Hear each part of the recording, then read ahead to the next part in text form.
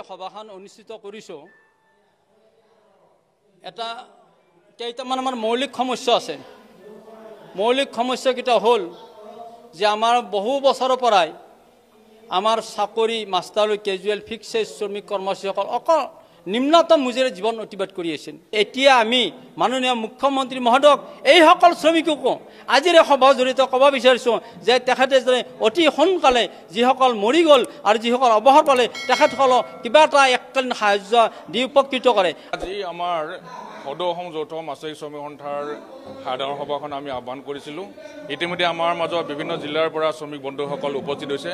আমাৰ উদ্দেশ্য এটাই যে আমাৰ যিখিনি শ্ৰমিক বন্ধুসকল আছে তেখেতসকলৰ চাকৰিৰ বয়স বেছি দিন নাই গতিকে আমাৰ অসমৰ মাননীয় মুখ্যমন্ত্ৰী মহোদয়ক আমি এটাই আহ্বান জনাইছোঁ তেখেতে আমাৰ এই শ্ৰমিক বন্ধুসকলৰ মুখৰ ফালে চাই যিহেতু আমাৰ পেঞ্চনটো যদি আমাক দিয়ে কাৰণ কিয় ইতিমধ্যে আমাৰ মাজৰ পৰা বহুত শ্ৰমিক বন্ধু মৃত্যু হৈছে কিছুমান ল'ৰা ছোৱালী বহুত মানে পঢ়া শুনাত বহুত কষ্ট পাইছে গতিকে আমাৰ এটাই আশা যে আমাৰ পেঞ্চনটো দিব লাগে কৰ্মচাৰী পৰিষদৰ নেতৃবৃন্দৰ লগত আলাপ আলোচনা কৰি আমাৰ এই যৌথ মাছাৰী শ্ৰমিক সন্থাৰ যিখিনি শ্ৰমিক বন্ধু আছে তেখেতসকলৰ মুখৰ ফালে চাই আমাক যিহেতু এবছৰ বা ছমাহ বাকী আছে গতিকে এই শ্ৰমিক বন্ধুসকলক পেঞ্চনটো